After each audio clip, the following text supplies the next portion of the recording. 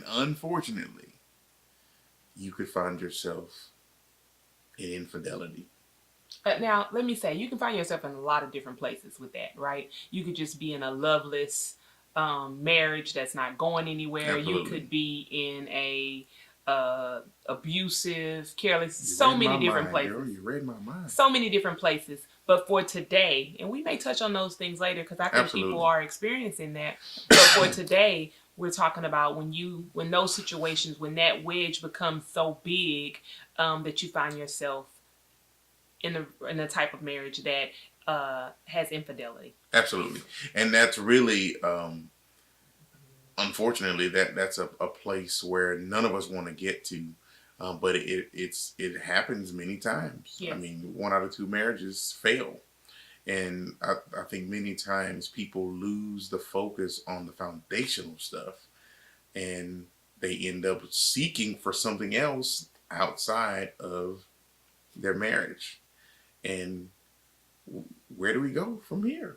How do we get here? That's what I was thinking earlier. It's a song. Where do we go from here? Do we walk away? Where do we keep go on trying? Okay. Baby. All right.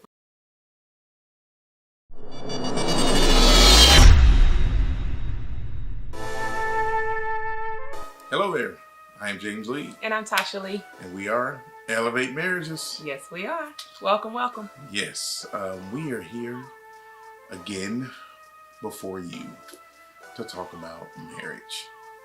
We're not marriage experts. No. But we are marriage experienced. Yes. This year we will celebrate 20 years. You'll hear us say that 50 million times until we hit that actual mark. Absolutely. In August. We consider ourselves to be marriage mentors or marriage advocates. All for marriage. Right. Period. And really just the true basis of just your relationship. So if you're on your way to marriage, you're engaged or, heavily dating, that too. All of those things kind of go into one that should be leading you towards marriage. And that's what we're here for. Absolutely. We're trying to build strong wives, strong husbands. Then that means we'll build strong families. Absolutely. The way God intended. Yes. So if you know of anyone or even yourself that can use this information, please share it. Instagram, Facebook, YouTube, Twitter, wherever. You can send the video. Send it. Email it to somebody. Yeah, and we try to do these videos once a week, thereabouts. So stay tuned because we try to do something different all the time. Or if you have any suggestions of things you want us to talk about or anything like that, then hit us up and let us know. Absolutely. So let's jump right in. Yes. So with this title of this video, I guess we can just call it, where do we go wrong? Ooh. Where did we go wrong? And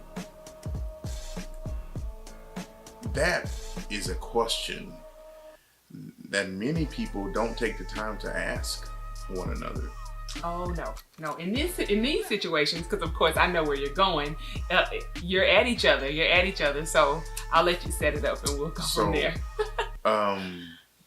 Yeah.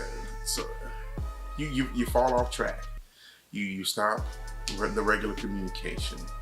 You stop the honesty and the transparency. You stop being attentive. You stop asking questions. Yes. Right? You stop answering questions. There's another one. Those things, that's a breakdown in the relationship. It's a breakdown. The fundamentals of the relationship. Absolutely. Definitely. There's cracks in your true foundation. And if you want to know more about that, we did a Cake Marriage. It was a series we did sometime last year. Yes. Great foundation information. Go back and watch those videos. Yes. But those things kind of can start waning. It's just kind of, here and there. And you can find yourself out of line. And unfortunately, you could find yourself in infidelity. Now, let me say, you can find yourself in a lot of different places with that, right? You could just be in a loveless marriage that's not going anywhere. Absolutely. You could be in a abusive, careless, so many different places. Girl, you read my mind. So many different places. But for today, and we may touch on those things later because I think Absolutely. people are experiencing that. But for today, we're talking about when those situations, when that wedge becomes so big that you find yourself in the type of marriage that has infidelity. Absolutely. And that's really, unfortunately, that's a place where none of us want to get to. But it happens many times. Yeah. I mean, 1 out of 2 marriages fail. And I think many times people lose the focus on the foundational stuff and they end up seeking for something else outside of their marriage. And where do we go from here? How do we get here? That's what I was thinking earlier. It's a song. Where do we go from here? Do we walk away? Where Do we keep go? on trying? Okay. Baby. All right. We digress. But anywho. Okay, so yes, so that's what happens. So you get this wedge in between the two of you, and then someone else comes in to fill in the gap. Not Nope. quite. Nope. That's not the what way it's it supposed to goes. Right. Because your marriage, of course, you've ordained by God, brought the man and the woman together. They become one flesh. And One man and one woman together to be one flesh. Okay, just as long as we're there with that. We got to make sure we understand that. 2 and 3 and 4 people. No. Okay. Okay. Doesn't work that way. Okay, good. So what ends up happening, the enemy will get into one of the other's space, because we'll allow that as the breakdown. We kind of let that wedge come in and separate us. So that space in between, we'll let something else kind of slide in there and convince us that we can find happiness somewhere else. And the unfortunate thing is, you won't. Not doing it that way. Now, I'm not going to sit and tell you that you won't have trials, you won't have situations where, you're upset, or you might even be angry with your spouse. But it should never drive you to a space of infidelity. It shouldn't. Because everything that I desire at the end of the day comes from James. If that means that sometimes he's not giving me the things that I feel like I need, whatever they may be, then that's when I start to communicate as adults do, to say, this is what I need, this is what I'm seeking. And he may say, I'm not able to do that. I'm not able to give you that. But then it's still some communication, so I know where we are and what we're doing. Sure. He understands completely what I need. I understand what he's able to give, or maybe what he's not able to give. So being able to just communicate that is really important. It's when we start to allow other people to whisper in our ears, that's when I think it really starts to break down, and you stop listening to this voice and you start listening to that one. One of the examples that I always use is, ladies, you may see a guy out, or shall I say a guy may see you out, and he's, oh, you're so pretty, oh, now your hair is so nice, oh, I like that dress, so on and so forth. That kind of thing, right? Who said that to you? I said ladies. Some of them. You tell me if somebody said that to you. Yes, absolutely. So when they say those things, if they said them to me, then I know those things already. I know that because I've heard it before I walked out the house. I got it from him. So my self-esteem is already high. Right. I'm not looking for validation from someone else because I got it from my husband before I left the house. He's told me that this bun, bless his heart, is cute already. He already told me that this dress is fly. He already told me that I'm looking good. So when someone else says it, a simple thank you and we're moving on, because you can't get in my ear, because all that I need, I'm getting from over here. So what I'm hearing you saying is, if they're not getting that from their spouse, and they need that, that's what they desire, that step outside is really kind of a cry for help, because they want that, they desire that, they have that need. So if me as a spouse, as her husband, I'm not giving that to her, I'm failing her. If I'm not giving her the esteem that she needs from me kind of lifting her up and strengthening her, then I'm failing her. I always feel like that it's a huge responsibility of the other person. If there's insecurities, that's my fault. Because she shouldn't feel insecure about anything regarding our marriage. So I think on the same coin, on the other, in the same vein, I guess you could say, it would be the same thing with me not giving you those compliments and telling you how beautiful you are and how you look, because you still desire that. And on the flip side of it, it'd be the same for me. And that two things that I want to say about that. One, I understand that because I have heard you say that a lot, that the lack of self-esteem in one or the other is the other's responsibility. Right? So in some cases, I think that's the case. But in some cases, it's through experiences, past experiences. Sure. So Absolutely. You have allowed there to be a little board or a little wedge or a little something in between you because you carried some baggage from before into this marriage. Right. So you kept it right there. So he's never been able to get, as close to you as he could, because you have something right there already from something before. So as much as he tells you this and he tells you that, or vice versa, if you've been torn down so much and you started to believe that and you brought those beliefs here, you can't even hear that. Right. So that's another situation in itself as far as, what we bring into the marriage. But the other thing that I was going to say about compliments or gifts or sure you know where I'm going, or gifts or acts of service, or whatever the case, is the love language. The love language. Yes. And I could tell y'all who wrote that book. It's up there. I don't know.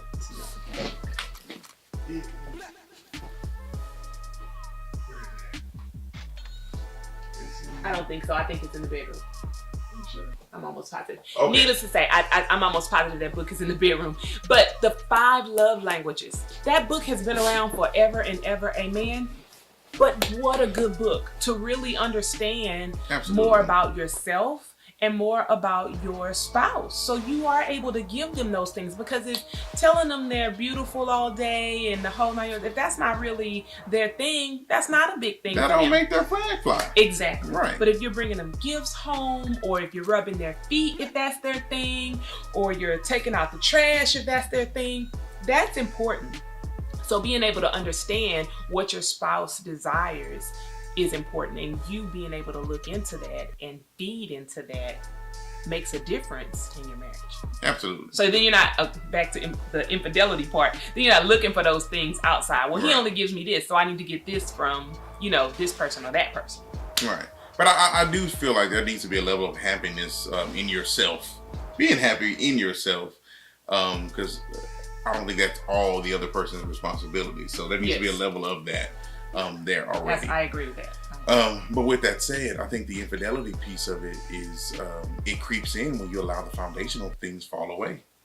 And it can get to that point. And this doesn't necessarily have to be physical infidelity. This could be emotional. Mm-hmm. Especially in the days of social media. Absolutely. You're in somebody's DM and you Messenger, letting whatever. them know whatever, telling them and talking about this, that, and the third. Peekaboos and what have you. Inappropriate conversations with people that you shouldn't be having those conversations with. Right. That counts. And can we recover from it? I think that's where do we go from here, right? After we've talked about all that. I do think that marriages can recover from infidelity. Absolutely. I think people make mistakes. They really do make mistakes.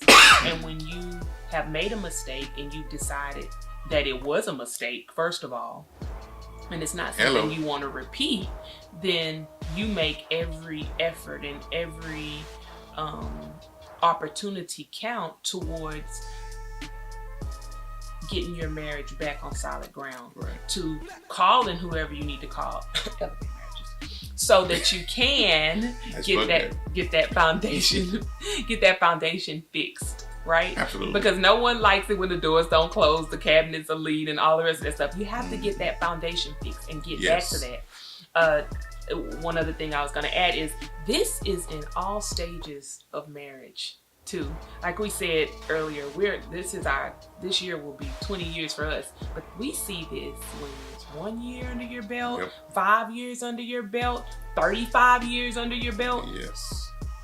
Things that you have to definitely take care of and take note of so that you don't find yourself in that situation. And when you do, being able to get back to where you're supposed to be for a solid marriage. Absolutely. Because no one but the enemy wants you to separate. Right. That's it. You were put together, and that's how it's supposed to be. So as long as you are working to get back to where you were, then it can happen. Key word being working. Because Working. sometimes people think, oh, it's just gonna happen. You're not gonna keep talking about what I did wrong. You're not gonna keep talking Absolutely. about me and how I cheated and how I did this. They don't want to talk about that. Right. They don't want to try to dig in and snatch those roots up to really find out, well, why did you do it? Right. Why did it Because they happen? don't want to talk about that. And I understand It's that. uncomfortable. And embarrassing. It is. Right? It is. But it's going to take one. These are all cake marriage ingredients. You better look at it. It's going to take forgiveness. Absolutely. True forgiveness. And then rebuilding the trust. And communication. Yes. You have to have that in order for this to come back together. So it's not a death sentence to any marriage. It's a decision Absolutely. that you both have to make, that you want to move forward from here, where it is. Because we all know you didn't get here overnight. It was just a little things, Boxes that spoil the just vine. little by little, little Right. by little. It was just kind of, it happened. And you ignored it. Yeah. And you thought it was no big deal. And then, or you talk, oh, that's just my friend. Oh, she just says this. Oh, she just says that. No. She been planting seeds for a long time. And the reason she's just your friend and not your wife's friend, which I don't play, but it's because she been planting seeds the whole time. Right. And of course, I say that for the husband, but the same thing goes for the wives. Just Right. understanding your boundaries as a wife. Now I'm speaking for myself, but understanding your boundaries as a wife and where those other people need to be is important. It is.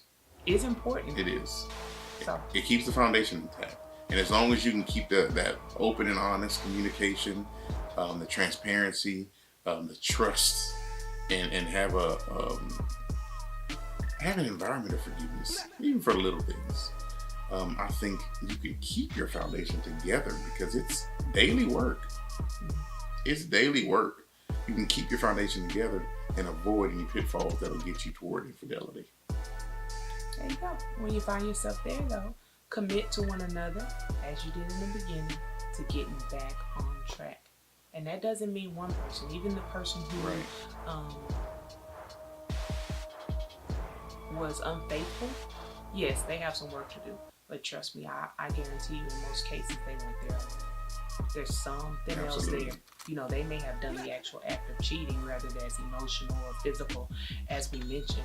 But that other person, the spouse, had something to do with it too. And I know that's sometimes hard for people to hear, Right. but that didn't just happen overnight. Something has been coming up that hasn't been addressed, that has found you in that position. That's it. So, where do you go from here? You go up from here. It can happen because you can elevate your marriage even after fidelity. Yes. Infidelity. What did you say? I said even after fidelity. Oh. That wasn't right. No, wasn't. I'm Yeah. going to fix that. Fix that. Yeah. You can. So. We believe in you. We continue to encourage you and motivate you and challenge you to elevate your marriages on all levels. Absolutely. And we're here for you. So we're supporting you. We're praying for you. We're cheering for you. If you need us, reach out to us, theleads@elevatemarriages.com. Yes. Or on our Facebook page, Instagram, Twitter, YouTube, all of that. Share the information. Share it. We need more people in the fight for marriage. Definitely, every day. Oh, that's true. That's true. With no further ado, I am James Lee. And I'm Tasha Lee. We'll talk to you later. Bye. Peace.